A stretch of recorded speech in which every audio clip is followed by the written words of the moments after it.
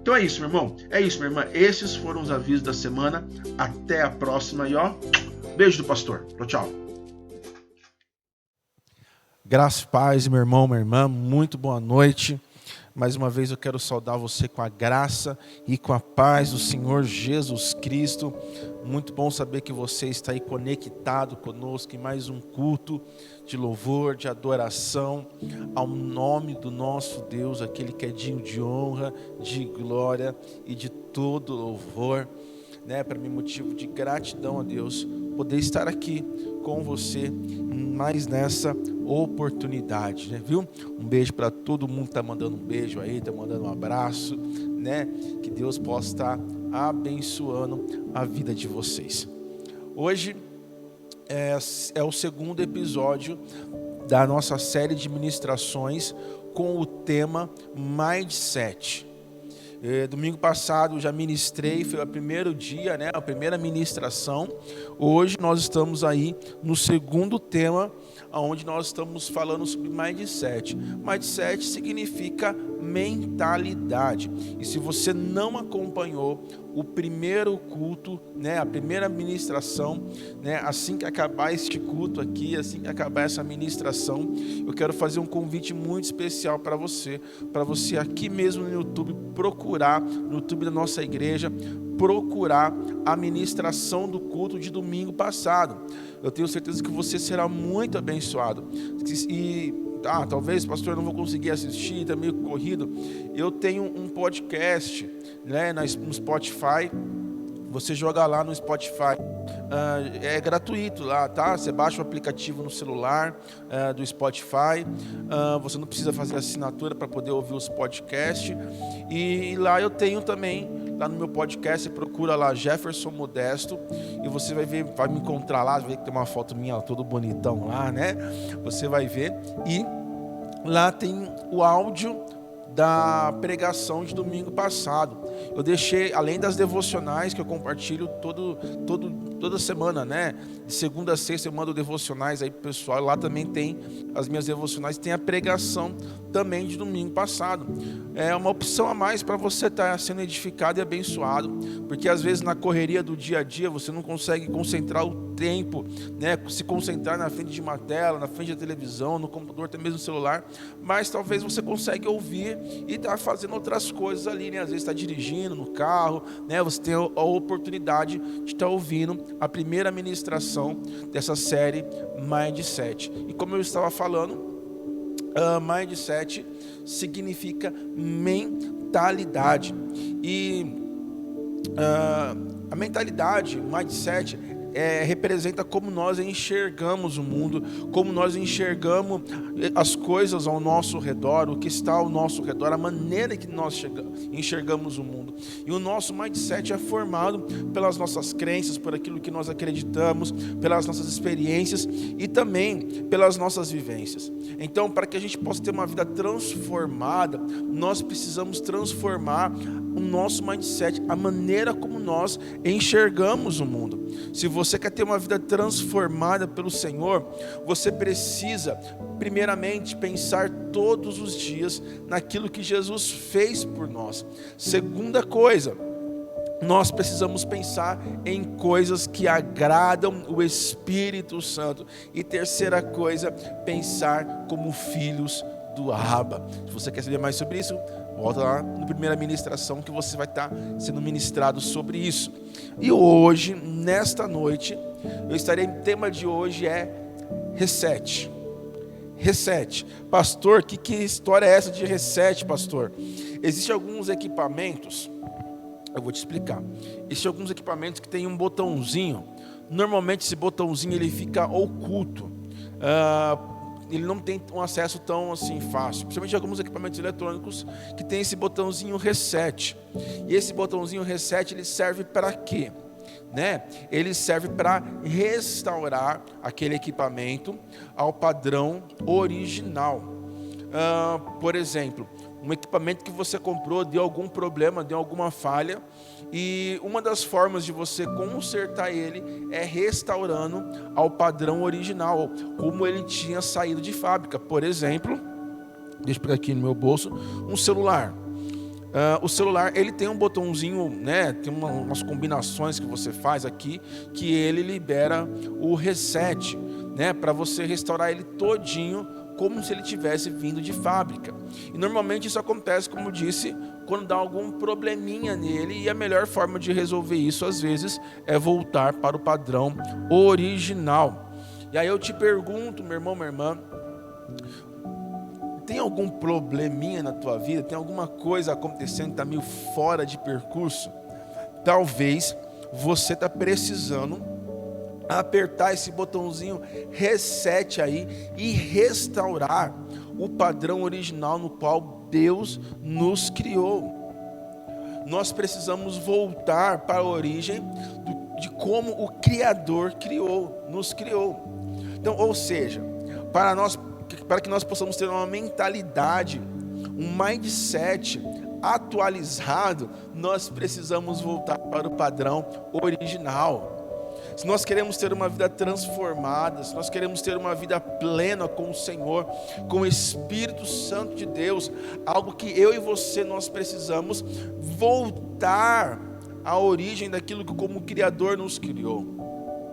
De forma muito específica, nesta noite, eu quero contar com a ajuda do Paulo, não nosso amigo Paulo Pereira, né? Gelou aí, né, Paulo? Agora o coração aí deu até uma palpitada aí, né? Não estou falando desse Paulo, não. Estou falando do nosso amigo apóstolo Paulo, que tem nos ajudado a ter uma vida transformada. E quando eu vou estudando, cada vez mais que eu vou estudando a palavra de Deus, especificamente as cartas de Paulo, talvez ele dos apóstolos foi aquele que mais entendeu, ou um dos que mais entenderam acerca do propósito de Cristo aqui na terra. Cristo, ele não veio apenas criar uma religião com dogmas e regras para que nós possamos seguir e obedecer. Não, é muito mais do que isso. Jesus, ele veio para nos dar uma nova vida. Cristo veio para que nós possamos viver uma vida plena. Cristo veio para que nós possamos ter uma vida transformada. Jesus, ele não quer apenas que você seja filiado a uma igreja, que você sente no banco de uma igreja. Jesus, ele morreu na cruz do Calvário para que eu e você pudéssemos ter uma nova vida. Por isso que quando Jesus fala que nós precisamos nascer de novo, a proposta é começar algo novo mesmo nas nossas vidas. É isso que Deus tem para mim e para você. Eu acredito que o apóstolo Paulo, praticamente em quase todas as suas cartas, ele toca nessa ênfase, ele toca nesse ponto de uma necessidade de ter uma transformação plena, e essa transformação começa pela renovação da nossa mente, aqui dentro que começa. Às vezes nós achamos que é necessário alguma coisa exterior acontecer, a gente acha assim, não, se eu estiver na igreja do fulano de tal, né? Tem alguns pastores que são ousados, né? Eles falam assim, vem para cá que aqui é bom, aqui Deus está aqui, né? Tem uns pastores que são ousados assim, né? Eu creio que Deus está aqui na nossa igreja também, né? Eu creio muito nisso, mas meu irmão, minha irmã, o exterior não vai transformar você. Aqui eu posso trazer o melhor ministério de louvor para ministrar o louvor aqui, né? Eu vou trazer aqui o ministério, trazendo a Arca, Davi Sasser, né? Estou falando isso que eu gosto, né? Trago o Fernandinho para ministrar o louvor, agora vai pegar fogo, né? Talvez sim, talvez você até tenha uma grande experiência com Deus, mas entenda uma coisa, meu irmão, minha irmã, experiência por ela só não é capaz de transformar a sua vida. Um culto por ele só, meu irmão, minha irmã, você até pode chorar, você pode até sentir mesmo a presença de Deus, mas se você não decidir transformar a sua vida, transformar a sua mente, as transformações para a qual o Jesus Cristo morreu na cruz do Calvário, para que acontecesse isso dentro da sua vida, não vai acontecer. Só vai acontecer se você renovar a sua mente, se você permitir que isso aconteça. E para nos ajudar, né, nessa ministração, como eu disse, né, o apóstolo Paulo vai nos ajudar mais uma vez. E nós vamos estar lendo o livro de Efésios, capítulo 4. Abra aí na sua Bíblia, Efésios, capítulo 4. Nós vamos ler do versículo 17 ao versículo 24.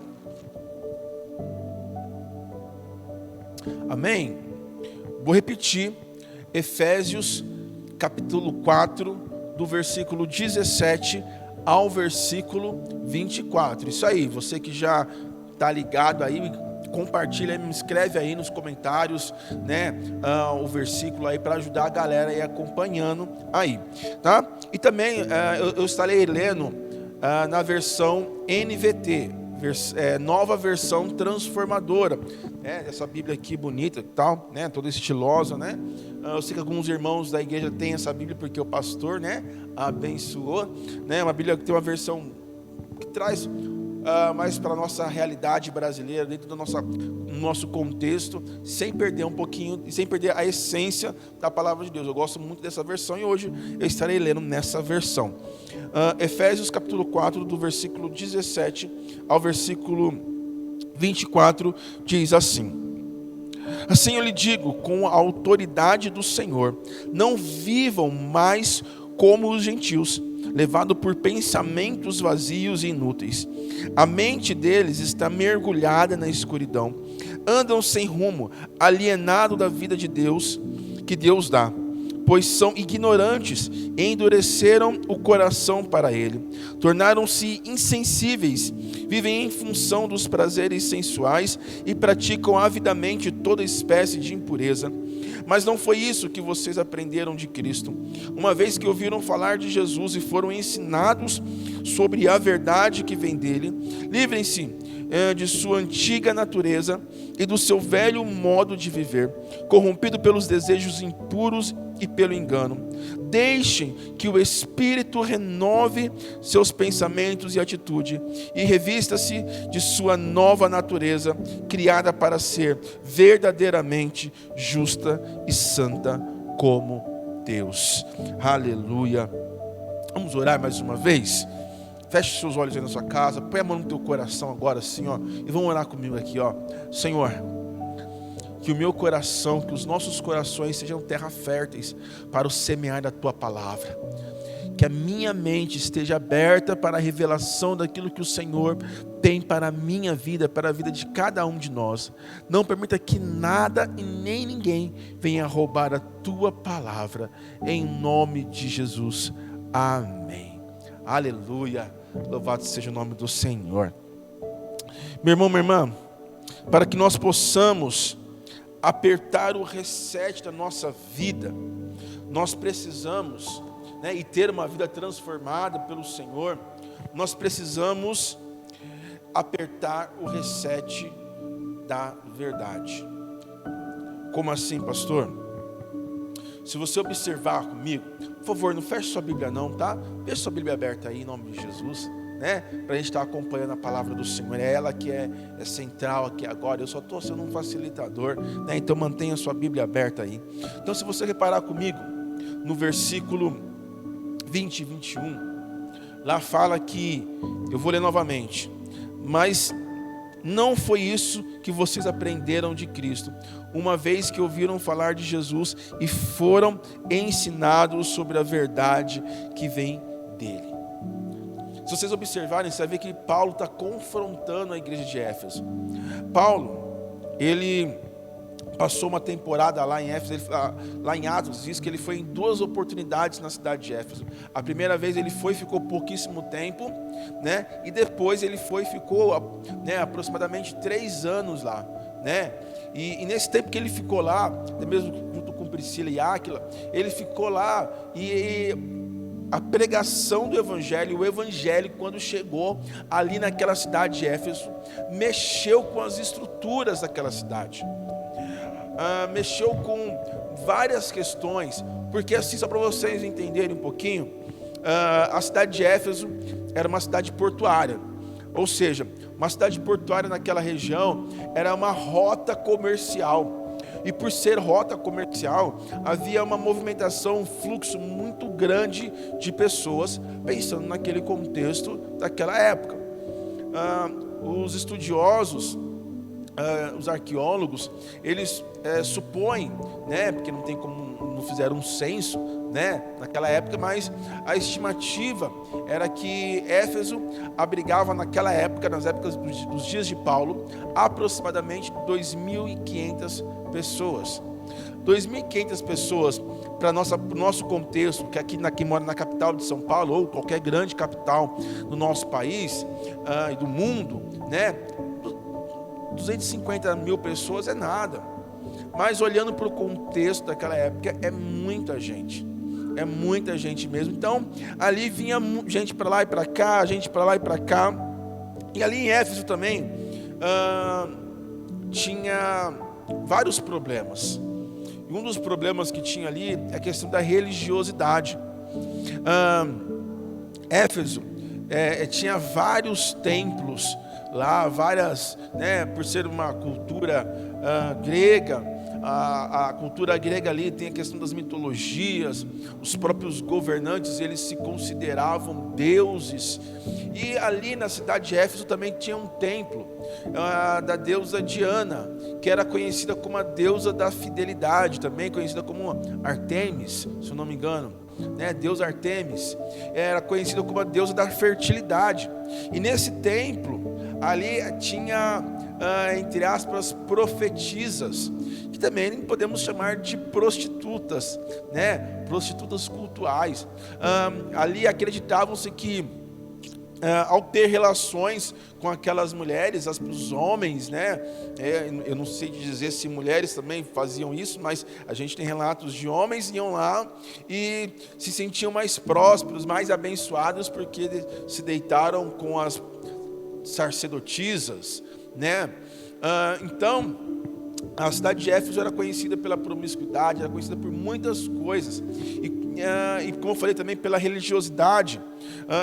Uma coisa muito comum que tinha naquela cidade é que eles faziam amuletos, faziam pequenas estátuas, né? Ali no livro de Atos conta da experiência que Paulo teve com um ladroeiro, tanto que Paulo, quando ele precisou sair de Éfeso, ele foi meio quase expulso. Por quê? Porque o povo ouviu a pregação do evangelho e começou a mudar alguns hábitos. O povo de Éfeso, ao ouvir a pregação de Paulo, começou a mudar. E esse ponto, por exemplo, da religiosidade, os homens ali começaram a ver assim: opa, peraí, se esse cara continuar pregando, esse povo todo se convertendo, a gente está se convertendo, esse povo não vai mais comprar os nossos amuletos, então a gente vai ter um problema aqui econômico. O povo de Éfeso, meu irmão, minha irmã, era um povo muito complicado, e o texto bíblico mostra também mais um pouquinho de como era o povo de Éfeso. No versículo 17, o apóstolo Paulo fala assim: não viva como os gentios, não viva como os gentios viviam. O apóstolo Paulo, ele fala: mas como assim os gentios viviam? Aí o apóstolo Paulo, ele começa a explicar como os gentios viviam. Aí você vai ver aí, acompanha comigo aí, a partir dos versículos 17 até o versículo 19. Lá fala que eles viviam com a mente mergulhada na escuridão, ou seja, tinham pensamentos muito obscuros, coisas que não agradavam a Deus. O texto fala também que eles andavam sem rumo, sem direção. Esse andar sem rumo não é que eles viviam perdidos, não, é que o andar deles era para algo maligno, algo que não provinha de Deus. O texto fala também que eles viviam alienados e ignorantes acerca de quem é Deus, sobre as coisas de Deus. Eles não tinham interesse nenhum de conhecer a Deus, de se aprofundar em saber mais quem era Deus, o Deus verdadeiro. Eles também, o texto fala que eles eram duros de coração e insensíveis. Eles eram duros de coração e insensíveis. E o texto vai continuando falando, fala que eles viviam em função dos prazeres sensuais. Meu irmão, minha irmã, nós precisamos ser conduzidos pela razão, pelo pensamento, e não pelo prazer, não por aquilo que nos dá prazer. Era aquela sociedade, parece que nós estamos falando da nossa sociedade nos dias de hoje. Essa é uma grande verdade. Mas desde os dias de Paulo, as pessoas se preocupavam mais em ter prazer em algo, em fazer algo para ter prazer, do que para glorificar a Deus. E aqui abre um parênteses, meu irmão, minha irmã, quando você serve a Deus, você serve pelo prazer que isso te dá, ou você serve porque Deus é digno da nossa adoração, do nosso serviço? Pense um pouquinho nisso em nome de Jesus. Outra coisa que o texto fala, que eles praticavam todo tipo de impureza. Há relatos arqueológicos que o povo naquela época tinha até relações com animais. Se eles tinham relações com animais, tudo era liberado. Irmão com irmã, pai com mãe. Pai com mãe é normal, né? Quer dizer, pai com filho, filha com filho. Uma coisa assim, tudo bagunçada. E aí, quando nós olhamos para o nosso contexto, o apóstolo Paulo escreveu essa carta há quase 2000 anos atrás. E parece que ele está olhando para a nossa sociedade nos nossos dias e pregando para nós. Parece que ele está pregando para a igreja, ou está pregando para a igreja da sociedade do século 20, século 21, melhor dizendo, que nós já estamos. Olha que doideira, meu irmão, minha irmã. Parece que Paulo está falando das coisas que nós vivemos. E aí, qual é o grande problema disso? Tanto da sociedade na época dos dias de Paulo, da sociedade dos dias de hoje. Não há mais um padrão acerca da verdade.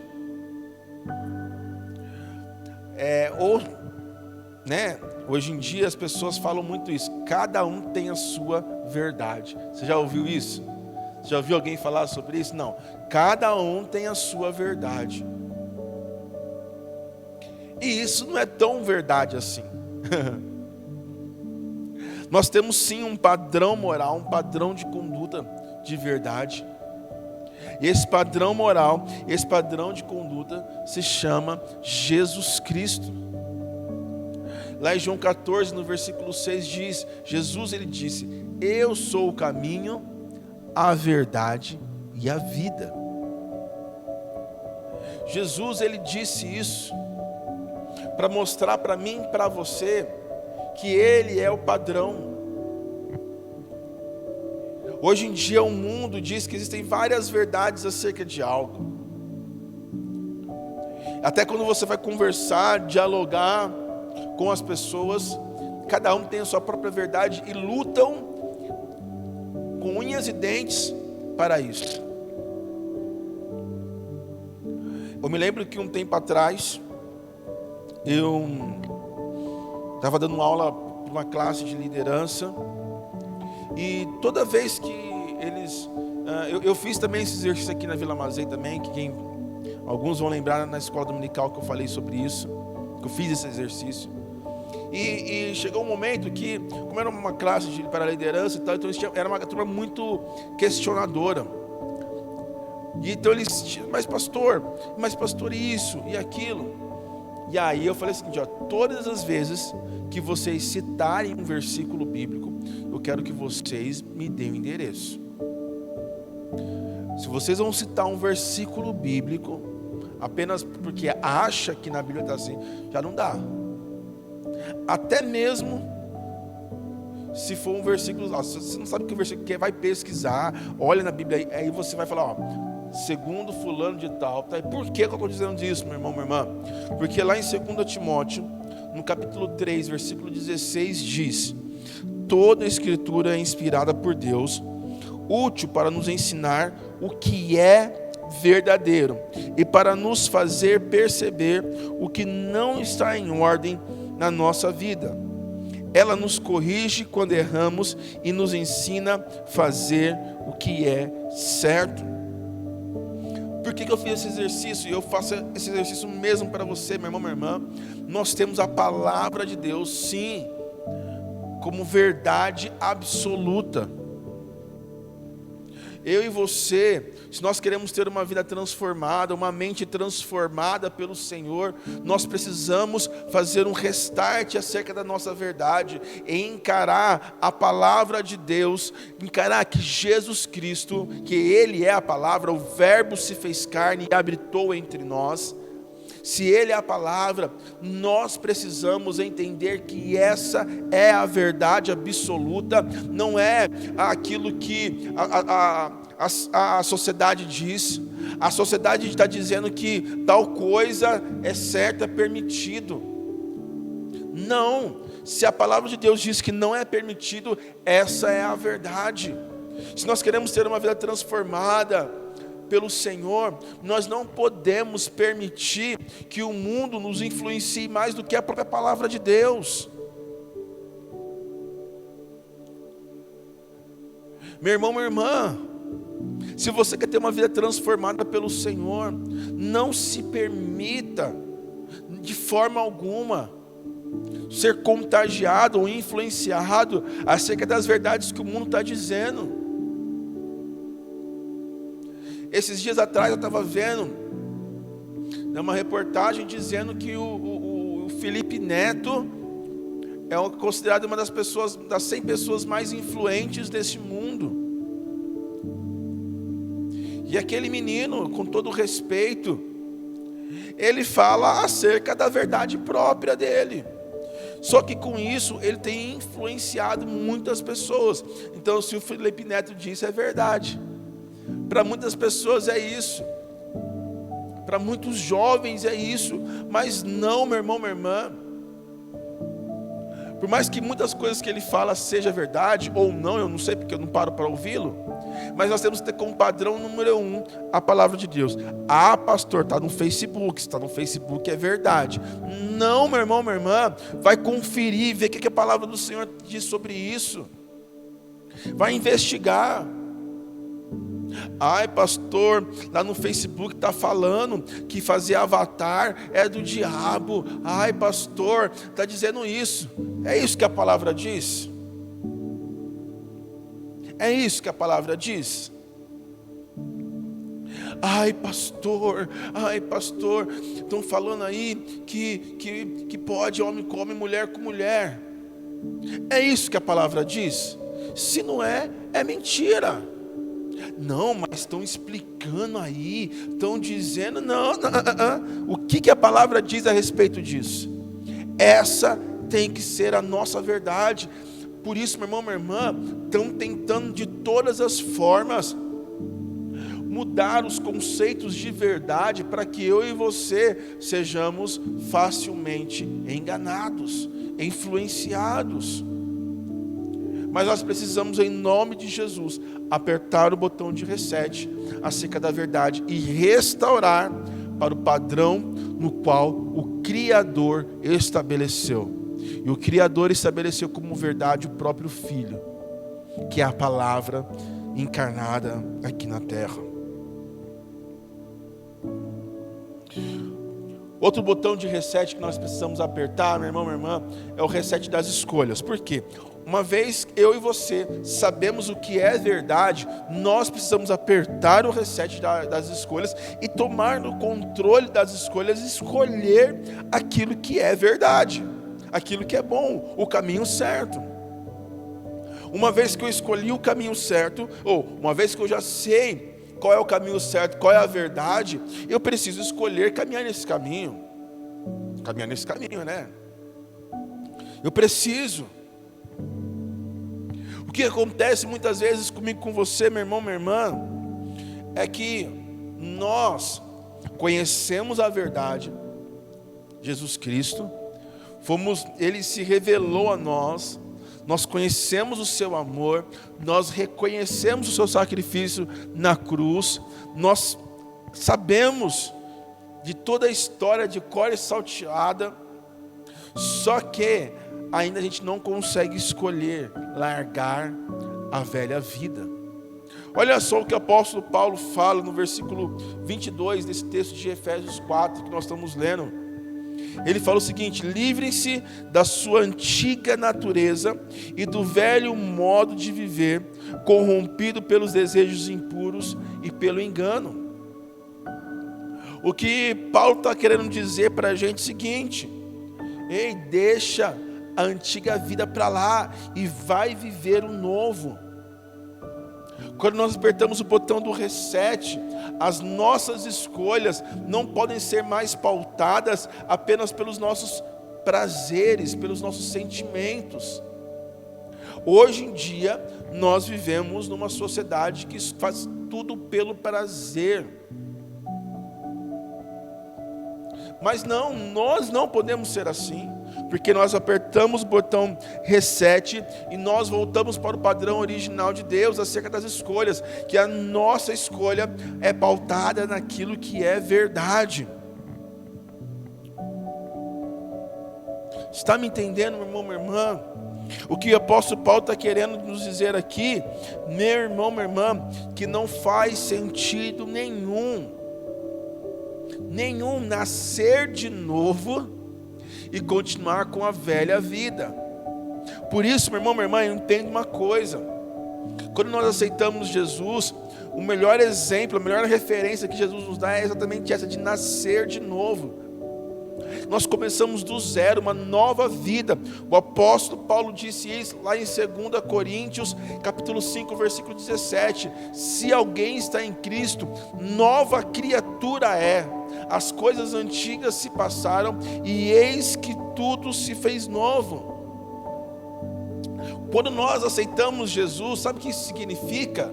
Que nós estamos começando a partir do zero, a partir do ponto zero.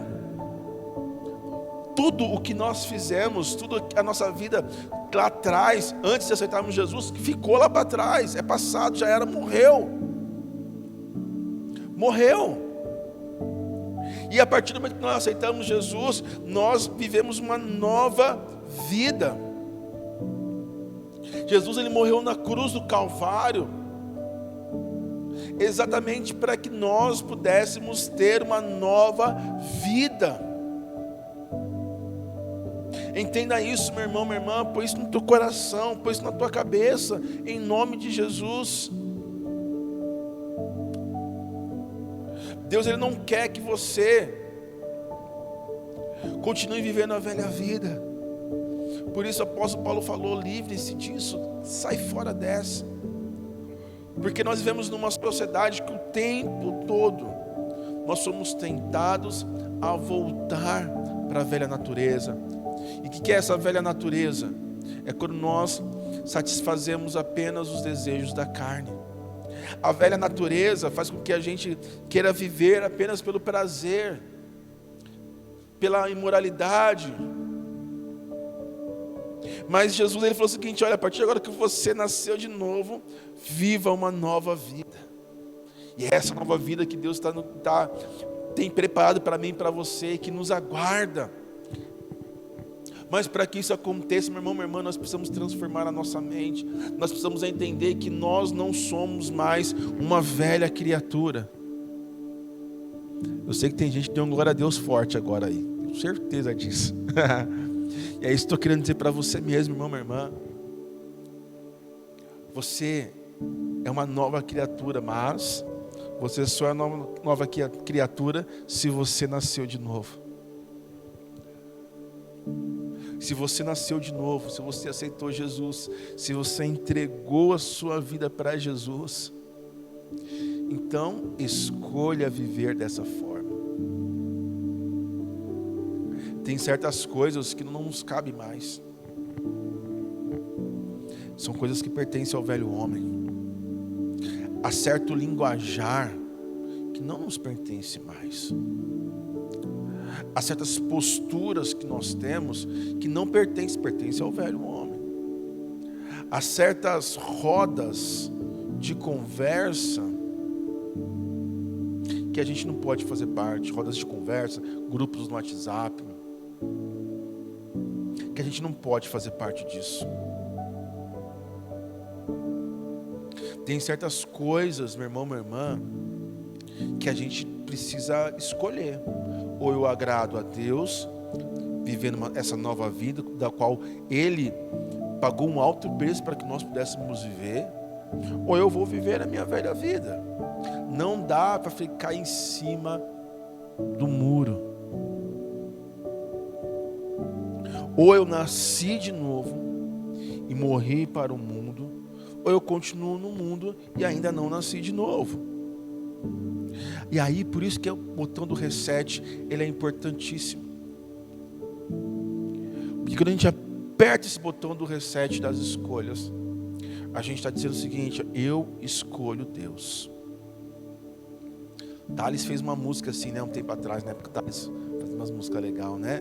Aí ele fala: mas eu escolho Deus, eu escolho ser amigo de Deus, eu escolho Cristo todo dia.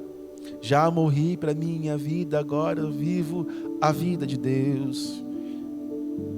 Essa música é linda, né? E é isso. Se nós somos novas criaturas em Cristo, nós precisamos fazer escolhas com a mente de Cristo. Quero concluir, porque talvez assim, você está falando assim: pastor, eu estou entendendo, já entendi isso, está falando aí e tal, está repetindo e tal, mas o senhor precisa entender uma coisa, que não é tão simples assim. Eu sei que você pensou isso, e eu já sabendo que você ia pensar nisso, eu não, né? O apóstolo Paulo já sabendo que às vezes a gente tem isso como escolha. Deixa eu pegar minha aguinha aqui, só um minutinho.